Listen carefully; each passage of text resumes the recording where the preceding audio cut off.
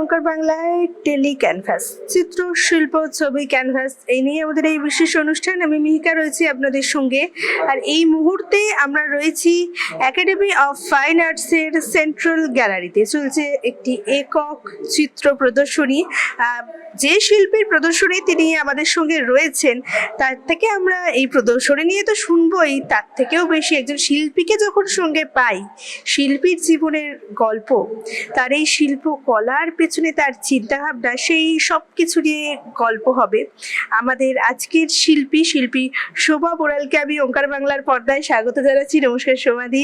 আমি শুরুতেই যে প্রশ্নটা করব, আপনার কাজ তো একদম অন্যরকম, ঢুকেই যেটা চোখে লাগে কিছুটা অ্যাবস্ট্রাক্ট, কিছুটা নিজের মতো স্টাইল, বেশ অন্যভাবে নিজেকে তৈরি করেছেন। কিন্তু এই যে ছবি আঁকা, সেই শুরুটা একদম কিভাবে হয়েছিল? আমি অ্যাকচুয়ালি একটা মানে পিতৃতান্ত্রিক সমাজের প্রতিফলন হয় আমাদের বাড়ির পরিবেশে বলা যায়। মানে অত্যন্ত কনজারভেটিভ ফ্যামিলির মেয়ে আমি। তো আমি মানে আমার দাদা দিদিরা, পিসো দাদা দিদিরা, ওরা আর্ট নিয়ে পড়াশোনা করে, কিন্তু আমি কখনো সেই আমার সাহস ছিল না যে আমি আর্টিস্ট হবো বাড়িতে বলার। তো ওদের সঙ্গে ছোটোবেলায় আর পাঁচটা মধ্যবিত্ত ফ্যামিলির মতো আমিও ছোটোবেলায় আঁকা শিখি। পরে ওদের সাথে তারপর পরে গ্যালারিগুলোয় যেতাম, তারপর আর্টিস্টদের স্টুডিওতে যেতাম, ওদের নিজেদের কাজ দেখতাম। আমার খুব ভালো লাগতো। আমার তো অবাক লাগতো যে বড় বড় ক্যানভাসের লোক কাজ কীভাবে করে, এরা মানুষ না হলে ভগবান, অবাক লাগতো যে কাজ থেকে। তো এইভাবে কেটেছে। পরবর্তীকালে আমি হিস্ট্রি নিয়ে পড়ি, হিস্ট্রিতে এমএ করি, তারপর বিয়ে থা সংসার এসবের পরে আবার যখন মানে কিন্তু প্যাশনটা ভেতরে রয়ে গেছিলো, তো ওই জায়গাটা থেকেই আবার শুরু করি। যখন খানিকটা স্থিতিশীল হয় সংসার, তখন আবার কাজ করা আর কি। এবং আমার কাজের মধ্যে ওই জন্য যদি দেখেন তো পাখির ব্যাপারটা প্রতিটা কাজে প্রতীকী রূপে এসেছে পাখির ঠোঁট। শুরুর গল্প তো শুনলাম, কিন্তু এই যে একদম নিজের মতো করে একটা অন্যরকম স্টাইল তৈরি করা, এইরকম একটা কনসেপ্ট মাথায় কিভাবে তৈরি হলো? পাখিটা আমি কনসেপ্টটা আমার এরকম ভাবে এসেছে যে আমি পাখিকে নিয়ে কাজ করেছি, পাখির ঠোঁটটা নিয়ে পার্টিকুলারলি, পুরো পাখিটা না। পাখিকে নিয়ে কাজটা এইভাবেই ভেবে করেছি যে পাখি মানে দুরকম হয়, একটা পোষ্য পাখি, একটা বনের পাখি। তো আমি কোনোদিনই ওইভাবে পোষ্য পাখির মতো যা বলবে তাই শুনবো বা সেটাই বলবো সেরকম টাইপের ছিলাম না। আবার বনের পাখি কখনোই ছিলাম না। আমার কাছে খোলা দরজা ছিল না কখনোই, যেমন আমি দেখি যেমন দাদাদের জন্য বা বাবা জ্যাঠামশাই, কিন্তু আমরা তো ওইভাবে খোলার দরজা দিয়ে যাতায়াত করতে পারিনি, কায়িকভাবে পারিনি। কিন্তু আমার সামনে ছিল একটা গরাদবিহীন জানলা, যেখান থেকে আমার মন যখন খুশি যাতায়াত করতো। এই জায়গাটা থেকেই পাখির ওই মানে উড়ে যাওয়ার স্বপ্নটা আমার মধ্যে ছিল। এটা এই জন্য একটা অন্যভাবে আমার ছবিতে এসেছে। এবং পাখির ঠোঁট কেনই বা পাখির ঠোঁট, এই পাখির ঠোঁট কোনো মানুষের ঠোঁট যদি আমি নিয়ে কাজ করি, ওটা অ্যাপিলিং একটা মাংসলের ব্যাপার, কিন্তু পাখির ঠোঁট একটা কেরাটিন দিয়ে তৈরি, একটা শক্ত, অনেকটা নিষ্প্রাণ, যেন আস্তে আস্তে ইনসেনসিটিভ জিনিস। এবং সেটা ওদের একটা অস্ত্র। এবং মানে রোজের দিন যাপনের জন্য একটা বাসা তৈরি থেকে, খাদ্য আরোহণ থেকে, তারপরে বলো ওদের ফাইট করার টুল, সবটাই কিন্তু ওদের ঠোঁট। এবং ওই শক্ত ওই যে জিনিসটা চঞ্চু যেটাকে বলে, তো এবং বিভিন্ন পাখির বিভিন্ন চঞ্চু, তো কোনোটা শিকারি পাখি, কোনোটা বাঁকানো, কিন্তু ওই যে শক্ত ব্যাপারটা, এবং সবকটাই কিন্তু আধখোলা বা বন্ধ হয়ে আসা। এই আমাদের যেটা দমবন্ধ পরিবেশ, সেই দমবন্ধ পরিবেশটাকে ওই মানে ঠোঁটটা কাজে দিয়েছে। এবং ওই ওই জায়গাটা থেকেই বলা আমার ছবিতে। একদমই পাখির ডানায় যে স্বাধীনতা থাকে আর পাখির ঠোঁটে যে পাওয়ার থাকে, এই ফ্রিডম অফ আর পাওয়ার, এই দুটোর যে অভাব কোথাও গিয়ে প্যাট্রিয়ার্কাল সোসাইটিটা আমাদের জন্য তৈরি করেছিল, সেইটা বোধহয় ছবির মধ্যে বলো বা আমাদের ঊর্ধ্বতন কর্তৃপক্ষের প্রেশার বলো, রাজনৈতিক সামাজিক সব দিক থেকে ওটা কুক্ষিগত হয়ে গেছে আমরা। তো ওই প্রতিবাদের ভাষাটা আমি এই পাখি ঠোঁটের মধ্যে দিয়ে প্রকাশ করেছি। আচ্ছা, পাখিকে বেছে নেওয়ার কারণ তো বুঝলাম, কিন্তু এই যে একটা অ্যাবস্ট্রাক্টের ছোঁয়া, একটা অন্যরকম স্ক্রিবল নিজের মতো করে, এগুলোকে বেছে নেওয়ার পেছনে কি কারণ?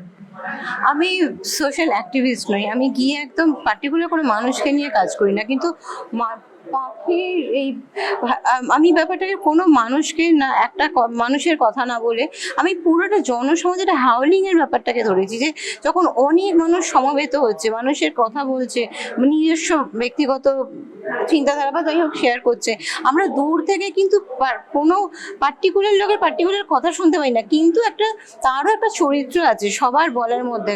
তো সেই সামগ্রিক ব্যাপারটাকে নিয়ে আমি কাজ করেছি, এবং আমার ছবির মধ্যে জেন্ডার এবং অর্থনৈতিক অবস্থা যে কোনো জাতি ধর্ম বর্ণ নির্বিশেষে মনের কথা বলে, ভাবটাকে তোলে, ওই অ্যাবস্ট্রাক্ট ব্যাপারটা ওই জন্য এসেছে, মানে এর অর্নামেন্টেশন বা বাইরের দিকটা আসেনি। এই ছবির গঠন নিয়ে এত কথা যখন হয় তখন আর একটা প্রশ্ন না করলেই নয়, কোন মিডিয়ামটা সবচেয়ে বেশি প্রেফারেবল এবং কেন প্রেফারেবল? আমি মিক্সড মিডিয়া নিয়েও কাজ করেছি, আমার চারকোলও ভালো লাগে, অ্যাক্রিলিক ভালো লাগে। এখন এখন আমাদের এখানকার যে পরিবেশ, অয়েল নিয়ে কাজ করতে তো খুবই ভালো লাগে, কিন্তু সে তো টেকে না, সে আমাদের চোখের সামনে আস্তে আস্তে নষ্ট হয়। এটাও আমাদের সৃষ্টি, আমাদের সন্তানের মতো, সে যখন নষ্ট হয় আমরা সেটাকে মেনে নিতে পারি না, তো আমি অয়েল আর করি না। তো আর কিছু জিনিস মিশিয়ে মিক্সড মিডিয়ার কাজটা বেটার লাগে, বা চারকোলের কাজ আমার খুব ভালো লাগে, অ্যাক্রিলিক তো করেইছি। আচ্ছা, এই যে প্রথাগত শিক্ষার বাইরে গিয়ে শিল্পী হওয়া, মানে একদম শিল্প নিয়ে ডিগ্রি নেই যেভাবে বেশ বেশ আচ্ছা, তো এই শিল্প নিয়ে পড়াশোনা বা শিল্প নিয়ে ডিগ্রি করে শিল্পী হওয়া বেশ লম্বা তো একটা রাস্তা, সেই রাস্তার গল্প আমরা কিছুটা শুনলাম। আচ্ছা, কোথাও গিয়ে এই দীর্ঘ যাত্রায় আদর্শ মানে ইন্সপিরেশন কেউ ছিলেন বা আইডল, যাকে দেখে প্রচন্ডভাবে ইন্সপায়ার হওয়া, যাকে দেখে শিল্পী হয়ে ওঠার মানে চাহিদাটা নিজের মধ্যে আরো তৈরি হয়েছে, এরকম কোনো আইডল ছিলেন? ছিল তো নিশ্চয়ই, বা আছেও। মানে একদমই ঘরোয়া একটা সংসারী মানুষকে বাইরে বেরিয়ে এসে এবং একটা এরকম একটা জায়গায় যেটা একটা লড়াই। আমার ছবিতে তো কোনো ওই মানে কি বলবো, এটা দৃষ্টি সুখ বা একটা সৌন্দর্যটাকে তো দেখাচ্ছি না, আমি একটা স্ট্রাগলকে দেখাচ্ছি যখন। এবং ওই ওই কিছু ইন্সপিরেশন তো নিশ্চয়ই ছিল, যে বড় হয়ে উঠতে কাজে দিয়েছে, এবং নিজে লড়ে নিজের জায়গাটা করব। কোন কিছু মানুষ তো ছিলই, কেউ তো ছিলই যে এরমভাবে ইন্সপায়ার করেছে। অনেকটা আবার অনেক সময় হয় কি হ্যামারিং করেও হয়, তো সেই ব্যাপারটা এসেছে। এবং আমাদের গুরুদেবও যা পেয়েছি, সত্যি যেমন টিচারও পেয়েছিলাম, না হলে হয়তো এইভাবে এত সহজ মানে খুব কম সময় বোধহয় কাজটা শিখেছিলাম। টিচারও আমি পেয়েছি বলতে গেলে, আমাদের বিল্লাতে পেয়েছি, অমিত স্যারের কথা বিশেষ করে বলো, মানে অসাধারণ, আমাদের গুরু বা পিতৃতুল্য বলা যায়, মানে এতটাই মানে রয়েছেন উনি আমার সম্মান। এই যে শিল্পী হওয়ার আগে ঘরের ভেতরের কিছুটা স্ট্রাগলের কথা তো আমরা শুনলাম, কিন্তু একজন শিল্পীর বিশেষ করে কলকাতায় দাঁড়িয়ে এই মুহূর্তে শিল্পীদের কাছ থেকে যেটা শুনি, শিল্পী হয়ে ওঠার জন্য একটা ফাইন্যান্সিয়াল স্ট্রাগল, তাদেরকে জীবিকা হিসেবে শিল্পটাকে বেছে নেওয়ার জন্য একটা আলাদাই স্ট্রাগলের মধ্যে দিয়ে যেতে হয়। আর সেই রকম সিচুয়েশন কখনো তৈরি হয়েছে? হয়তো ওই অর্থনৈতিক প্রচণ্ড স্ট্রাগলটা আমাকে ফেস করতে হয়নি, টু বি ফ্র্যাঙ্ক, মানে একদম অনেস্টলি বলছি। ওই জন্যই হয়তো আমি ওই মানে ছবি বিক্রি করব এই জিনিস কখনো মাথায় আসেনি, তাহলে হয়তো অন্যভাবে কাজটা করতাম। হয়তো এইভাবে ছবি আমার কখনো, আমি জানি না কতটা মার্কেট বেস, তো একদমই নয়। হ্যাঁ, আমি শেখাই এবং ছবির মাধ্যমে, এবং স্টুডেন্টদেরও বলি নিজেকে বোঝো এবং সহজভাবে এবং সত্যি কথাটা বলতে শেখো। যদি একটা নিশ্চয়ই অর্থনৈতিক দিক আছে, কিন্তু তবু আমরা যদি শিল্পীরা সমাজটাকে না দেখাই, আমরা পরিবর্তন ঘটাতে পারবো না, আমরা কোনো আইন জারি করতে পারবো না, কিন্তু আমরা মানুষকে তো অ্যাওয়ারনেসটাও তো দরকার। সোশ্যাল অ্যাওয়ারনেসের জায়গা থেকে তো কারা কাজ করবে? শিল্পীরা করবে, কবিরা করবে, নাটক চিরকাল তাই করে এসছে। যদি সেইখানে আমরা মুখ বন্ধ করে থাকি তাহলে আর কে করবে? যারা প্রিভিলেজ খানিকটা, যারা সুবিধাটা পায় খানিকটা, তাদের তো উঁচুইতেই দেখানো। আমার তো এইটাই মনে হয়।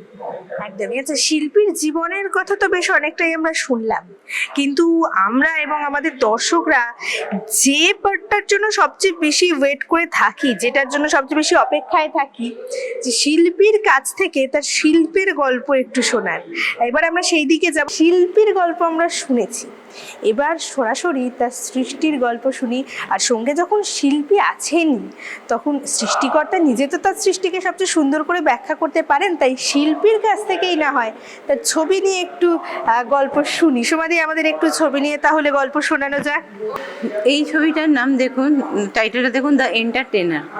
এন্টারটেনার বলতে আমরা দেখুন এই যে ছবিটা দেখেন, এর পায়ের ওপর একটা লাট্টু আছে, লাট্টুটা ঘুরছে, মানে আমরা দেখছি একজন কেউ সার্কাস দেখাচ্ছে যেন। কিন্তু এর চারদিকে যদি হাতগুলো দেখেন ফিগার থেকে বেরিয়ে এসছে, ওটা আগ্রাসী একটা মনোভাব।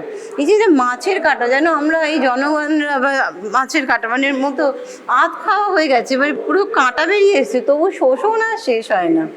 এইটার উপরই আমি কাজটা করেছি আর কি। মানে আমরা মনে হচ্ছে ভাবছি এটা মজা হচ্ছে, খেলা হচ্ছে, কিন্তু খেলার ভেতর আমাদের যে ভয়ঙ্কর শোষণ হচ্ছে, সেটাই আমার কাজের। মানে একদম সমাজের রূঢ় বাস্তবটা শিল্পীর ছবিতে, শিল্পীর তুলিতে সুন্দর করে ফুটে উঠেছে। এবার তাহলে পরবর্তী ছবির দিকে যাওয়া যাক।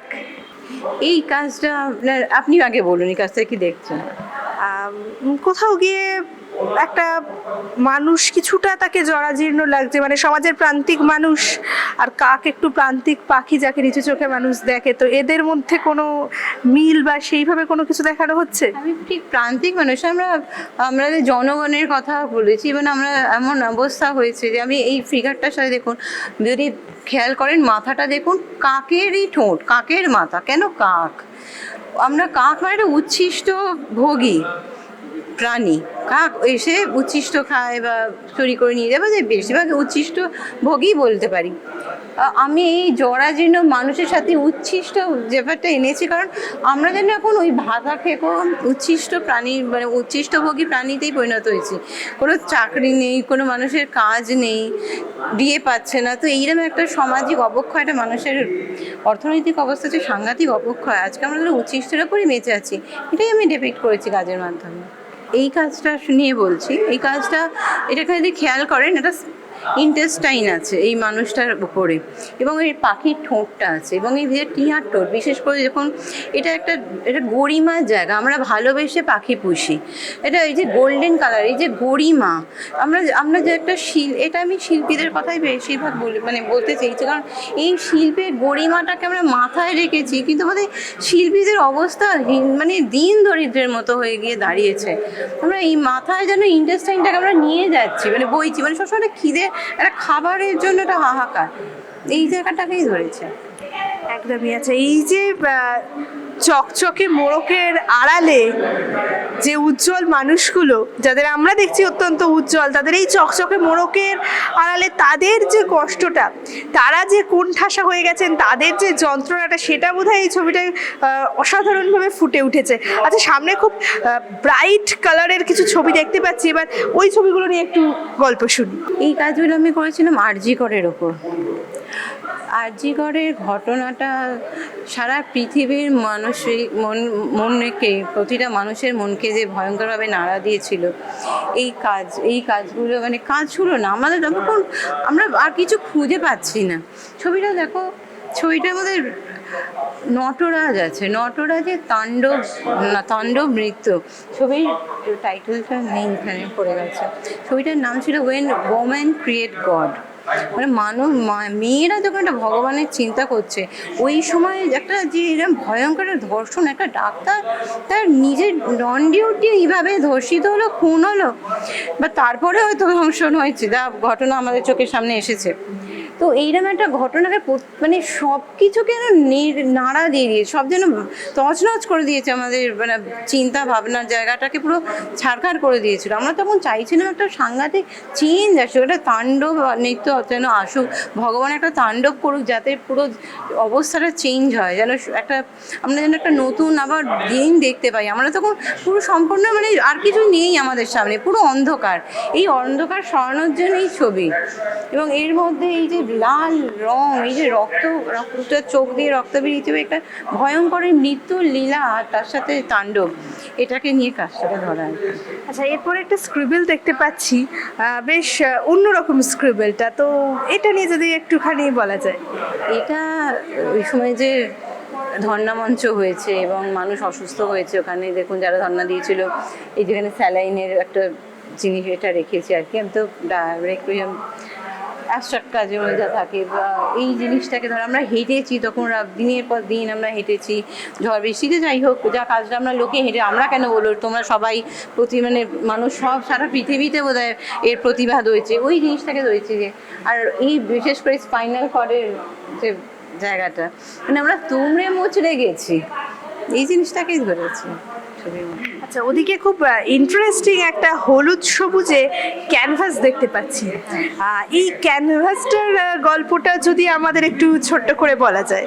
এই ক্যানভাসের গল্পটা বলি যে আমি খানিকটা আশাবাদী মানুষ, যে আমাদের যত বড়ই অন্ধকার রাত হোক, যতই কষ্ট হোক, একদিন দিনের আলো আমরা দেখতে পাবোই। যতই আজ কষ্ট হোক, একদিন ভালো দিন আসবে। আমরা তো চিরকাল সেই স্বপ্ন নিয়ে বেঁচে থাকি। এই ছবির নাম হলো ওয়াকিং ইন দ্য সানশাইন। মানে এই যতই আমরা যতই এটা বিশৃঙ্খলা থাক, একদিন আমাদের আলো জ্বলবে, একদিন সূর্য উঠবে এবং আমরাও একদিন হেসে খেলে বেড়াবো। এই যে তিনটে ফিগার আছে, তাদের তিনটের মধ্যে একটা খেলা আছে, এই আনন্দের জিনিস বার্তাটাই দিচ্ছে আর কি। আচ্ছা, ছবি অনেকগুলো দেখেছি, কিন্তু সেই ছবির মাঝখানে একটা ভীষণ ইন্টারেস্টিং জিনিস দেখতে পাচ্ছি, একটা ড্রেসিং টেবিল, আয়না এবং কিছু কাগজ। তো এই জিনিসটাকে খুব সম্ভবত ইনস্টলেশন বলে। তো এইটার যদি ব্যাখ্যাটা একটু করা যায়। এই ইনস্টলেশনটা একটু যদি খেয়াল করো, এর ওয়ার্ক প্রসেসটা হলো, এই যে মানে মেকিং প্রসেসটা, হ্যাঁ এটা মানে এটা ভুল বললাম। তো মেকিং প্রসেসটাই হলো এই স্টোরিটা। আমরা এটা অর্নামেন্ট নিয়ে কাজ করেছি, দেখুন সবকটাই কানের দুল, ইয়ারিং। কিন্তু এই আমরা যে বাইরে জগতে দেখি আমরা অর্নামেন্ট করছি, এটা সেজে গুজে বেরোচ্ছি, সেটা তৈরি হতো যেটা ঘর্ষণ লাগে, এবং সেইটাকে আমি দেখিয়েছি। এবং আমাদের পুরো এন্টায়ার লাইফটা এখানে রয়েছে। ধরে নিন সাইকেলটাই ধরে নিন, একটা জন্ম থেকে মৃত্যু, এখানে ফিডিং বটল থেকে বয়সকালে একটা ওষুধ এবং কয়লা এবং ছাই, এবং এই যে এই বিশেষ করে যদি মিরারটা দেখেন, হাফ ফেস, এটা পাবলিক ইন্টারাকশনের জন্য। এটা হাফ ফেসটা আপনি যদি দেখেন খেয়াল করে, আপনাকে হাফ দেখবেন, হাফটা দেখবেন মানে আপনার ট্রু স্ট্রাগল। এই যে আপনি আজকে বেরিয়েছেন, একটা কাজ করছেন, এটা সেজে বুঝে এসছেন, মানুষের কাছে রিপ্রেজেন্ট করছেন নিজেকে, এর পেছনে তো আপনার একটা স্ট্রাগল আছে, সেটাই আপনি কানেক্ট করবেন। প্রতিটা মানুষের যে জীবনের তার স্ট্রাগল আছে, সে কানেক্ট করবে, এটাই আমার কারণ।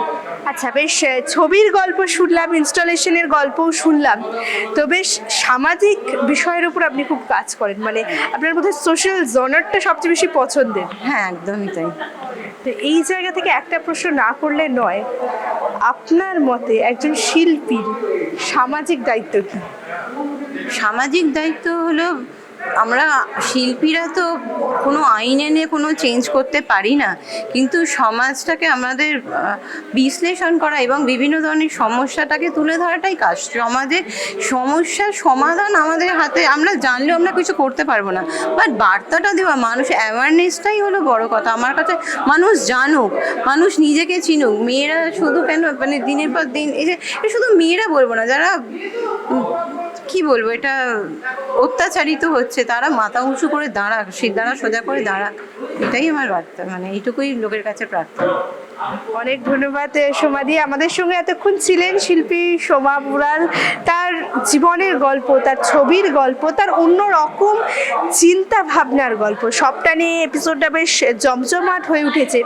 আর সবশেষে এই যে বার্তাটা, আমাদের সমাজটা যেটার বাইরে গিয়ে বাঁচার ক্ষমতা আমাদের নেই, সেই সমাজের যে অবক্ষয়, সেই সমাজের মানুষদের যে সমস্যা, যে সমস্যাগুলোকে বারবার শিল্পীরা তাদের ক্যানভাসে তুলে ধরছেন, সেগুলো নিয়ে বোধহয় এবার আমাদেরও ভাবার সময় এসেছে, আমাদেরও বোঝার সময় এসেছে। কারণ আদপে এই অবক্ষয়টা আমাদের নিজেদের অবক্ষয়। তাই সবাই ভাবুন, সমাজের কথা ভাবুন, সমাজকে কিভাবে সুস্থ করা যায়, নিজে কিভাবে সুস্থ নাগরিক হয়ে ওঠা যায় ভাবুন। সবাই খুব ভালো থাকুন। খুব তাড়াতাড়ি দেখা হচ্ছে টেলিক্যানভাসের আবার নতুন কোনো এপিসোড নিয়ে। ততক্ষণ দেখতে থাকুন ওঙ্কার বাংলা। নমস্কার।